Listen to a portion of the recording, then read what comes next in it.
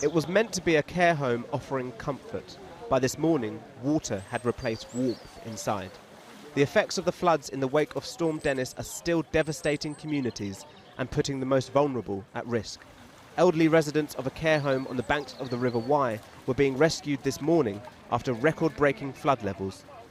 The 24 or so old-age pensioners who lived in a care home down this once road were moved off the ground floor last night when their care home flooded. The managers this morning, when they had no heating, called 999, and the fire and rescue team has been ferrying residents, often in wheelchairs, back to dry land. With many people across the region urged to leave their homes at the last minute, here that simply wasn't possible.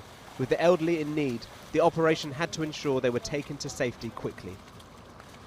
We've evacuated those patients most at risk first using wheelchairs and obviously on the medical device.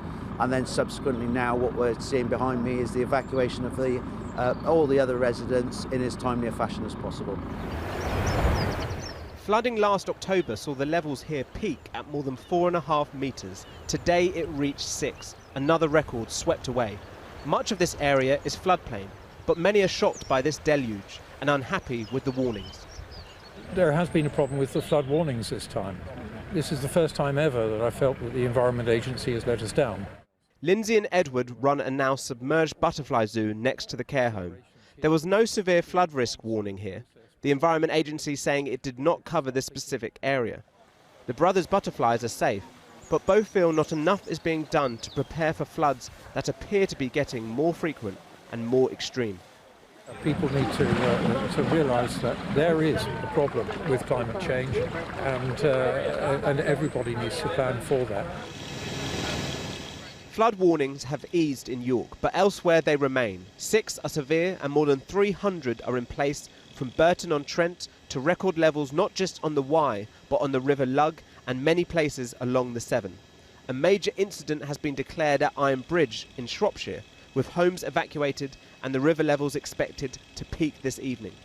The Environment Agency has called this uncharted territory, something shared by Ross-on-Wye farmer Ali Hunter Blair. Unprecedented, like really unprecedented. I've never seen anything like it. It's never going to survive this. And then we've got fields, we've got another 30 acres. That field there is wheat, that's dead. Ali says this winter will go down as one of the worst ever. And as these floods are becoming more frequent, he has to decide how to adapt his business so it can survive.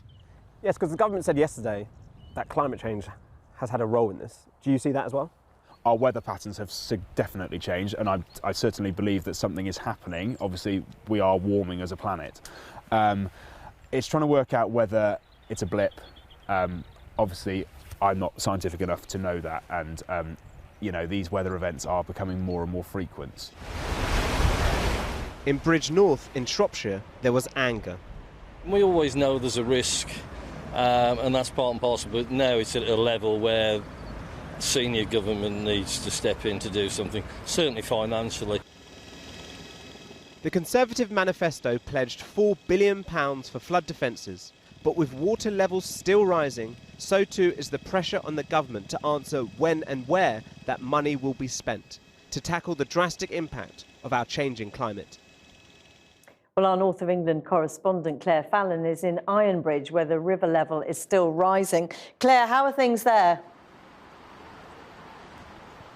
We certainly get a sense from the emergency workers who've been here all through the day, bringing in hundreds and hundreds of sandbags and doing what they can to try and reinforce the flood defences, that they are very, very worried about what will happen here tonight. The latest estimate, I was told a few minutes ago, is that the water level is due to reach its peak between 9 o'clock and 10 o'clock tonight. There's already been an evacuation order for dozens of homes that are closest to the river in the area that they are most worried about. But frankly, despite everything that they have done here during the course of the day, at the moment, they don't know whether it will be enough.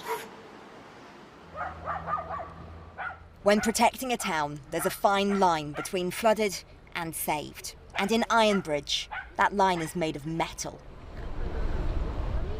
It stretches along the bank of the River Severn, and it's all that's stopping this street, these homes being consumed. But for some, the line's already been crossed. The water is already in. It started to come in yesterday evening, but it came in really fast. Did it? It's one of the fastest floods I've seen. I wasn't prepared for this because the predicted levels wasn't this high, so I did what I thought I needed to do, but then it just shot up. So yeah, caught us out a little bit. Good luck tonight. Thank you. It's not just luck that's needed. The water level is still rising. It's expected to reach its peak tonight. How many have you guys done so far today? Hundreds. With a severe flood warning in place, that means lives could be at risk. People are being told to leave. Were you warned? Were you given some kind of alert? We get texts from the council, Telford Region Council. They text you, they email you and they ring you to let you know the river's getting high. And then also through social media you can see it all coming too. Which one? Is it this one? Here, yeah. Sue rents out a holiday home on the water's edge. So how near to the river are you at the front? Well, you've just got the road there, and at the moment the barriers are there, but because the road goes up a bit, we're quite lucky we're up higher, but obviously people on the wharfage, it's worse for them. But they are concerned that the barriers aren't going to hold the weight, and they're going to go, and then there's going to be like a tidal wave come up. With the river this full, with the speed of the water and the damage that's already been done, whatever happens tonight, the fears won't end. The water level is predicted to be high for days. We've got some extreme rises in river level here. You can see how dangerous that is, and you don't want anybody near. Again, we need to make sure that, you know, if that were to go or water get underneath it, it would be very, very quick that we would get water in there, so it would be risk to life.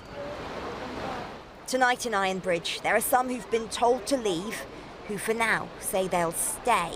But with the water already creeping up the barriers protecting this town, over the next few crucial hours, that may change. We heard the Environment Agency there in my report talking about this being a severe flood warning that's in place here, and about there being a risk to people's lives. And so they are saying to people this evening, people who are still in the homes within the evacuation area who have not yet left, they're asking them essentially to reconsider.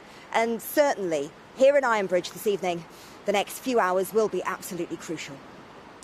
Indeed. Thanks very much, Claire. Well, a short time ago, I spoke to the Floods Minister, Rebecca Pow, who's been visiting some of the affected areas. And I began by asking her why the Prime Minister hadn't yet been there himself.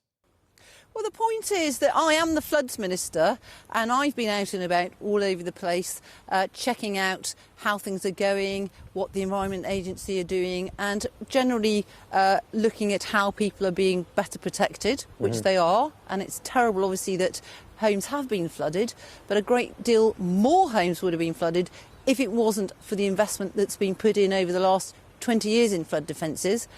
You've also got the Secretary of State for DEFRA, George Eustice. He has also been out and about all over the place. Indeed, and that is hugely appreciated. But nevertheless, this is one of the biggest crises to hit that part of the country for many years.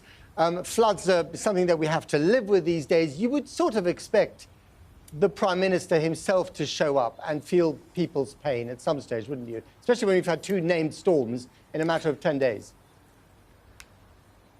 Well, the Prime Minister is in constant touch about all of these things. I mean, look, you're interviewing me down the line. You haven't had to come and interview me live. It's exactly the same with the Prime Minister. We're in constant touch with him. The Environment Agency are working around the clock. They've got 1,000 members of staff working. The system is in place, and it's all about keeping people safe. Now, your boss, George Eustice, the Secretary of State, DEFRA, said that not all properties can be protected from climate change. Do you know how many properties you're talking about here? We've already committed £2.6 billion from 2015 to 2021, and that's to better protect 300,000 homes. We're a long way along that road. 200,000 have been protected, and we've committed a further £4 billion in our manifesto. So a huge amount of work is going on. But George Eustice, the Secretary of State at DEFRA, said that some homes cannot be protected. So what do you say to those people in those homes? Are you telling them to move elsewhere, or just live with the inevitable? Well, what one has to do as a government is to work out how and is the best way and where is the best place to spend the money raised from taxpayers to protect people's homes. It would also not just about, as I said, hardcore defences. It's about these wider measures as well. So it will also be about making our own homes more resilient, raising plugs up the wall and having tiles going up the wall. All of those things, if you know you're in an area that's prone to flooding, there are measures we can all take. We're working with the insurance companies to do this building back better. That's all really important. And finally, and very briefly, those people who have lost their homes, if homes have been destroyed by flooding, can they expect compensation from the government?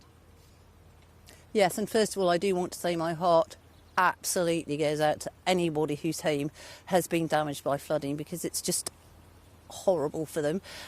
But already we've triggered something called the Bellwind scheme, which will be a fund that can help local authorities in the immediate costs that they have to go through for emergency centres and the emergency work. But there's some high-level meetings going on as we speak, feeding in all of the data that's been going on, all the monitoring and all the work with the Environment Agency to see whether any other measures might need to be launched. So those meetings at very high level are happening right now. Right, but so we're not absolutely certain yet if they can expect some money in terms of compensation.